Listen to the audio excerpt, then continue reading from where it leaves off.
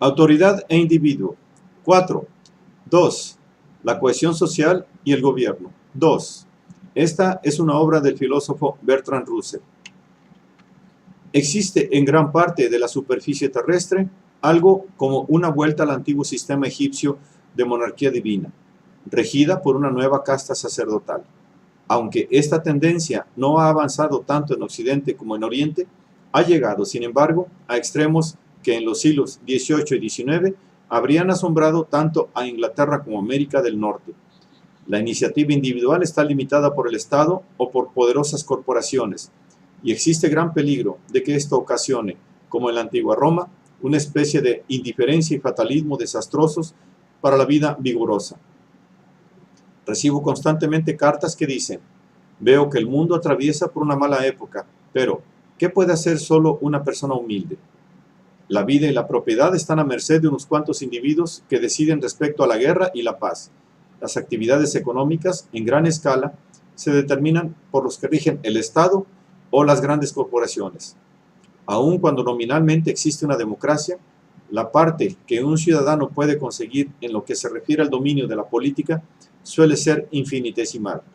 En estas circunstancias, ¿no sería mejor olvidar los asuntos públicos y gozar todo lo posible en la forma que permiten los tiempos? Encuentro que estas cartas son muy difíciles de contestar, y estoy seguro de que el estado de ánimo que conduce a que sean escritas es muy perjudicial para una vida social sana. Como consecuencia de su magnitud, el gobierno se aleja cada vez más de los gobernados y tiende, incluso dentro de una democracia, a tener una vida independiente propia.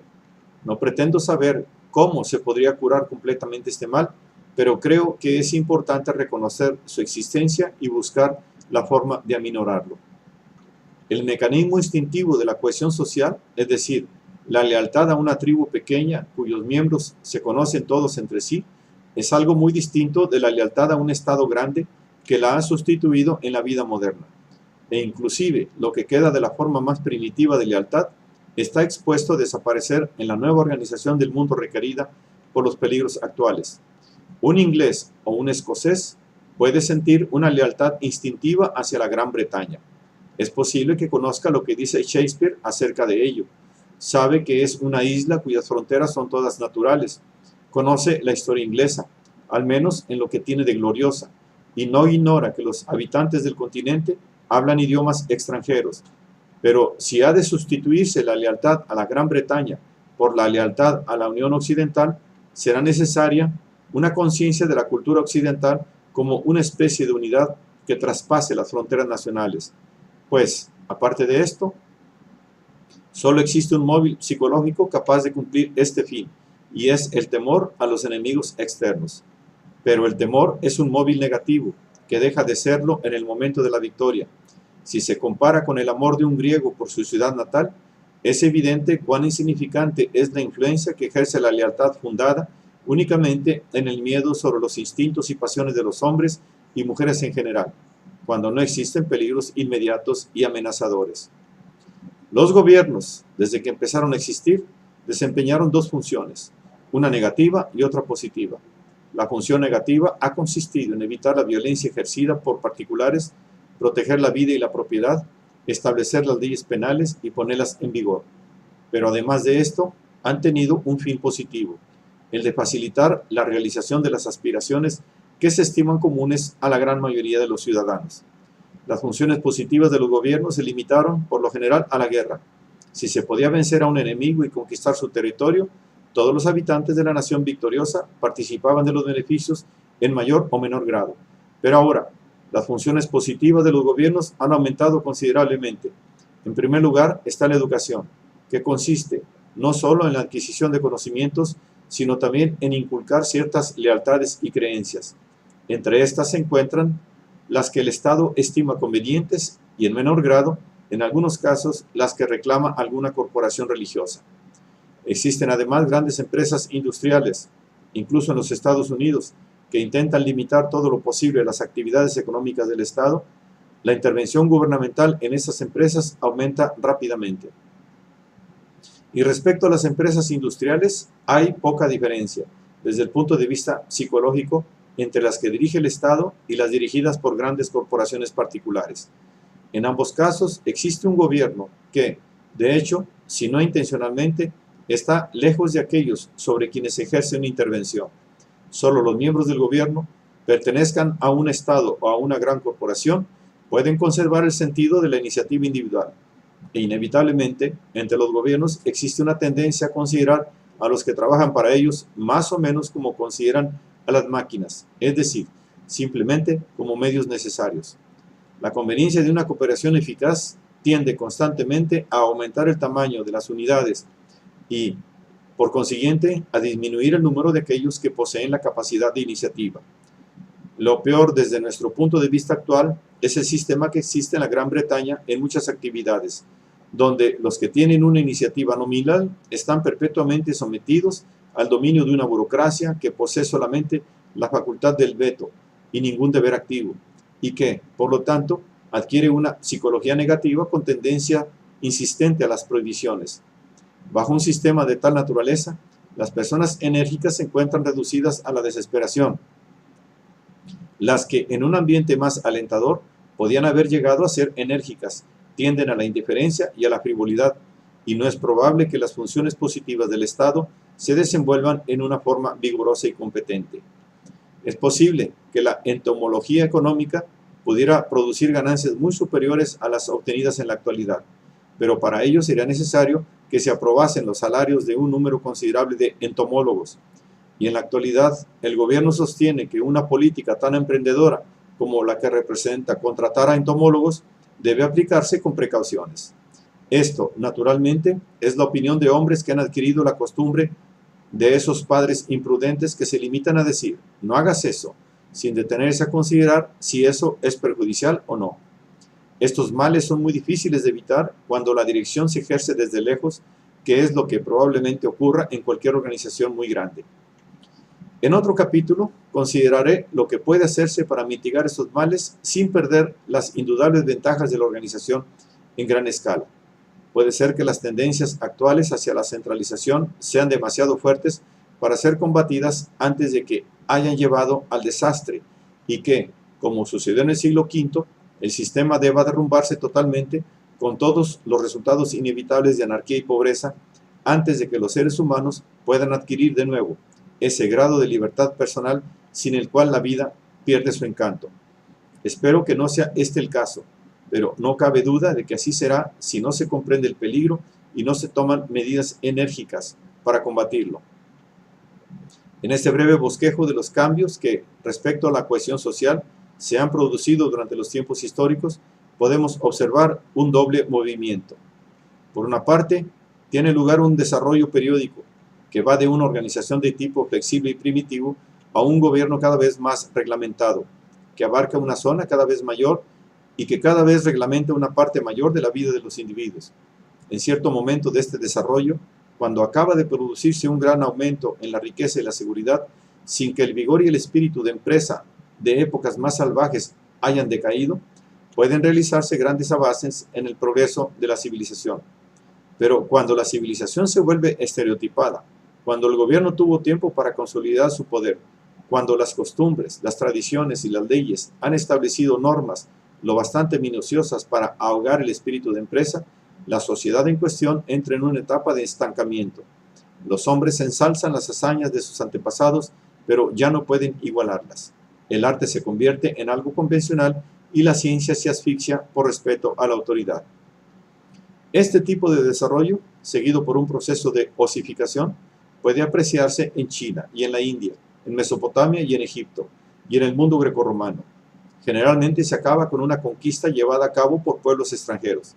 Existen antiguas máximas para combatir a enemigos antiguos, pero cuando surge un enemigo de un tipo nuevo, la comunidad debilitada carece de la capacidad necesaria para adoptar las nuevas máximas que serían las únicas que podrían salvarla.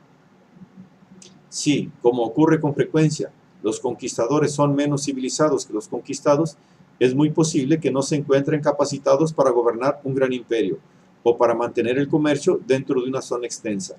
El resultado es una disminución de la población, del tamaño de las unidades de gobierno y de la intensidad de la intervención gubernamental. Poco a poco, en las nuevas condiciones más o menos anárquicas, va renaciendo el vigor y se inicia un nuevo ciclo. Pero, además de este movimiento periódico, existe otro. En el momento culminante de cada ciclo, la zona gobernada por un solo Estado es mayor que en cualquier otro tiempo. Y el grado de intervención ejercido por la autoridad sobre el individuo es más intenso que en cualquier otro momento culminante. El imperio romano fue mayor que los imperios babilónico y egipcio, y los imperios de la actualidad son mayores que lo fue el de Roma. Jamás ha existido en el transcurso de la historia ningún gran Estado que haya ejercido un dominio tan completo sobre sus ciudadanos como el que ejerce la Unión Soviética sobre los suyos, ni tan siquiera como el que ejerce en los países de Europa Occidental. Puesto que la Tierra tiene una extensión finita, esta tendencia, si no se reprime, culminará con la creación de un Estado mundial único. Pero como entonces no habrá ningún enemigo externo que provoque la cohesión social por medio del temor, los antiguos mecanismos psicológicos ya no serán adecuados. No habrá razón para el patriotismo en los problemas del gobierno mundial. La fuerza impulsora tendrá que buscarse en el interés particular y en la benevolencia, sin los poderosos incentivos del odio y del temor. ¿Puede persistir una sociedad de esta naturaleza? Y si persiste, ¿será capaz de progresar? Estas preguntas son difíciles. En capítulos ulteriores expondré algunas consideraciones que deben tenerse en cuenta al contestarlas. He hablado de un doble movimiento en el transcurso de la historia, pero no considero que exista nada que sea ineluctable en las leyes de los procesos históricos que podamos descubrir. Nuevos conocimientos pueden cambiar el curso de la historia, haciéndola totalmente distinta a como hubiera sido. Esta fue, por ejemplo, una de las consecuencias del descubrimiento de América. Nuevas instituciones también pueden causar efectos imprevisibles. No creo posible que ningún romano de la época de Julio César hubiera podido predecir nada parecido a la Iglesia Católica, y nadie en el siglo XIX, ni siquiera Marx, pudo prever la Unión Soviética. Por estas razones, todas las profecías sobre el futuro de la humanidad deberían ser consideradas simplemente como hipótesis que pueden ser tomadas en consideración. Opino que, aunque toda profecía definitiva es temeraria, existen ciertas posibilidades nocivas que es prudente tener en cuenta. Por una parte, una guerra prolongada y destructora puede provocar un derrumbamiento de la industria en todos los estados civilizados, que conduciría a una situación de anarquía en pequeña escala, como la que prevaleció en la Europa occidental después de la caída de Roma. Esto implicaría una disminución enorme de la población y durante algún tiempo, por lo menos, la suspensión de las actividades que consideramos como características de una forma de vida civilizada. Pero parecería razonable abrigar la esperanza de que, como ocurrió en la Edad Media, un mínimo suficiente de cohesión social será restablecido con el tiempo y que poco a poco se recuperará el terreno perdido. Existe, sin embargo, otro peligro que quizás se comprenda mejor. Las técnicas modernas hacen posible una nueva intensificación de la intervención gubernamental, y esta posibilidad ha sido explotada muy ampliamente en los estados totalitarios. Puede ser que bajo la tensión de la guerra, o por el temor a ella, o como consecuencia de la conquista por los totalitarios, las partes del mundo donde sobreviva en cierto grado la libertad individual vayan siendo cada vez menores, y que, incluso en estos países, la libertad se restrinja cada vez más. No hay muchos motivos para suponer que resulte una situación inestable, pero es casi seguro que sería estática y no progresiva, y traerá consigo un recrudecimiento de males antiguos: la esclavitud, el fanatismo, la intolerancia y una miseria abyecta para la mayoría de la humanidad. Es este, en mi opinión, un mal contra el cual es fundamental estar prevenidos. Por este motivo, el subrayar el valor del individuo es aún más necesario hoy que en cualquier tiempo pasado. Existe otra falacia que es importante evitar. Creo que es cierto, como he estado sosteniendo, que lo que es congénito a la naturaleza humana ha cambiado poco durante cientos de miles de años, pero lo congénito constituye solo una pequeña parte de la estructura mental del ser humano moderno. No quisiera que nadie infiriese de lo que he dicho que en un mundo sin guerras tendría necesariamente que haber una sensación de frustración de los instintos. Suecia no ha estado en guerra desde 1814, es decir, durante un periodo de 4 generaciones. pero no creo que nadie pueda sostener que los suecos hayan sufrido en su vida instintiva como consecuencia de esta inmunidad. Si la humanidad logra abolir la guerra, no debería ser muy difícil encontrar otros escapes para el afán de aventuras y peligros. Los antiguos, que en un tiempo sirvieron para un fin biológico, ya no sirven y por lo tanto es necesario hallar escapes nuevos. Pero no hay nada en la naturaleza humana que nos obligue a conformarnos con un estado de salvajismo prolongado. Nuestros impulsos menos serenos son peligrosos únicamente cuando son negados o incomprendidos. Cuando este terror se evita, el problema de acoplarnos a un buen sistema social puede resolverse con ayuda de la inteligencia y de la buena voluntad.